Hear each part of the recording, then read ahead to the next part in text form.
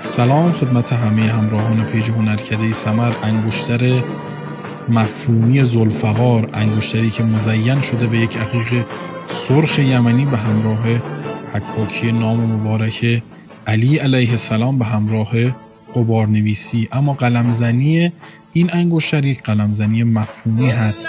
ذوالفقاری که بر یک دیوار سست و شکننده تکیه خورده و این دیوار سست و شکننده به مفهوم مردم قدر نشناس زمان حیات امیرالمؤمنین هستند که قدر وجود حضرت رو ندونستن و بارها و بارها به وجود نازنین امیرالمؤمنین علیه السلام ظلم کردند و این ذوالفقار تکیه خورده بود به این دیوار مردم زمانه خودش. امیدوارم که از تماشای این انگشتر لذت برده باشید. زمان قابل توجهی صرف قلمزنی این انگشتر شده و امیدوارم که از تماشای اون لذت برده باشید. یا علی مدد.